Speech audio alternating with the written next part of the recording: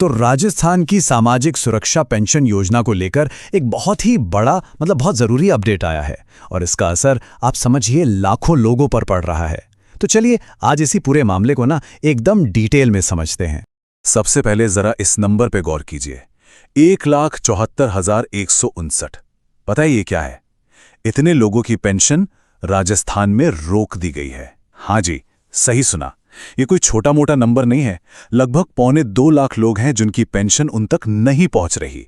तो आप खुद ही सोचिए ये मामला कितना बड़ा और कितना सीरियस है। तो सवाल ये उठता है कि आखिर ये 1.25 लाख लोग हैं कौन? असल में ये जो रोक लगी है इसने लगभग हर तरह के पेंशन लाभार्थी को प्रभावित किया है।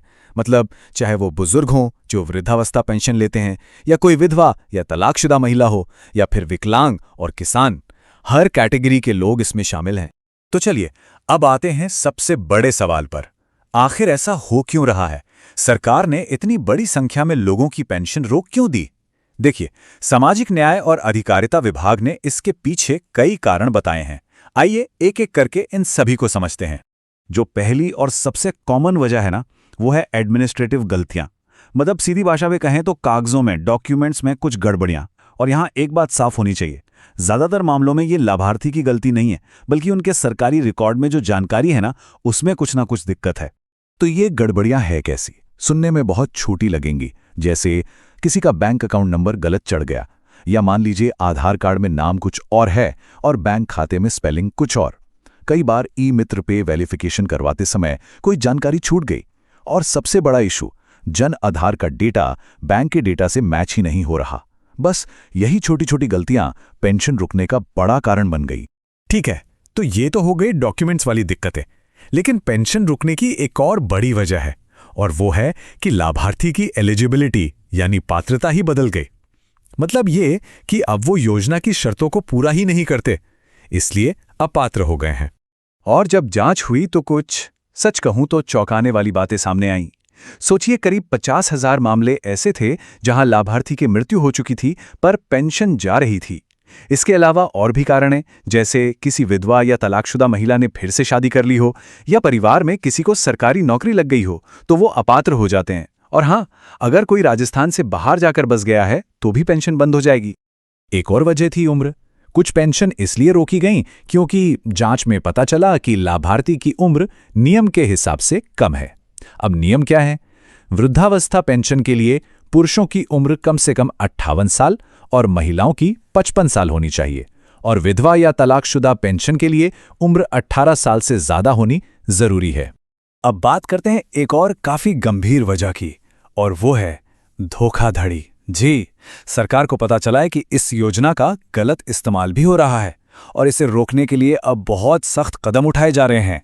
तो हो क्या रहा है? अधिकारी अब फ्रॉड के मामलों की बहुत गहराई से जांच कर रहे हैं, और इसमें सबसे बड़ा मामला सामने आया है नकली विकलांगता सर्टिफिकेट का। यानी पेंशन लेने के लिए फर्जी डिसेबिलिटी सर्टिफिकेट का इस्तेमाल किया गया। ऐसे जितने भी मामले पकड़ में आ रहे हैं उन सब की पेंशन फौरन रोककर जांच बिठा दी गई है। अच्छा, इतनी सारी समस्याओं के बीच एक अच्छी खबर भी है। अगर किसी की पेंशन इन वजहों से रुक गई है तो घबराने की बिल्कुल जरूरत नहीं है। सरकार ने इसे दोबारा चालू करवाने का एक बहुत सीधा साधा और साफ रास्ता भी बताया है। और ये जो नंबर है 60,000, ये इस बात का सबूत है कि जो समाधान है वो काम कर रहा है। अब तक लगभग 60,000 लोगों ने अपने डॉक्यूमेंट्स की गलतियों को ठीक करवा लिया है, और पता है क्या, उनकी पेंशन फिर से शुरू भी हो चुकी है। यानी ये जो प्रोसेस है वो बिल्कुल काम कर रहा है। तो ये प्रोसेस है क्या? देखिए, बहुत आसान है, बस 3 स्टेप्स हैं। पहला, पता कीजिए कि पेंशन आखिर रुकी क्यों है, वजह क्या है। दूसरा, जो भी वजह है उसे ठीक करवाइए, मतलब जन आधार या बैंक की डिटेल्स को अपडेट करवाइए। और बस तीसरा स्टेप, कुछ करना ही नहीं है। जैसे ही आपकी जानकारी सिस्टम में ठीक होगी, पेंशन अपने आप ऑटोमेटिकली दोबारा शुरू हो जाएगी। चलो, तो पेंशन दोबारा कैसे शुरू होगी ये तो समझ आ गया। अब जरा आगे की बात करते हैं। पेंशन के पेमेंट और जो बढ़ी हुई रकम है उसको लेकर भी एक बढ़िया खबर है। जो जानकारी मिली है उसके हिसाब से जनवरी 2026 की पेंशन कई जिलों में भेजी जा चुकी है। फरवरी की जो पेंशन है वो भी प्रोसेस में है, और 31 मार्च तक डीबीटी के जरिए सीधे बैंक खातों में आ जाएगी। और सबसे बड़ी खबर, अप्रैल से सभी को नई यानी बढ़ी हुई पेंशन मिलनी शुरू हो जाएगी। तो ये बढ़ोतरी होगी कितनी? जैसा कि बजट में वादा किया गया था, अप्रैल 2026 से सामाजिक सुरक्षा पेंशन की जो रकम है वो बढ़कर 1450 रुपए प्रति महीना कर दी जाएगी। तो इस पूरी बातचीत का सबसे बड़ा सार क्या है? सबसे जरूरी सीख क्या है?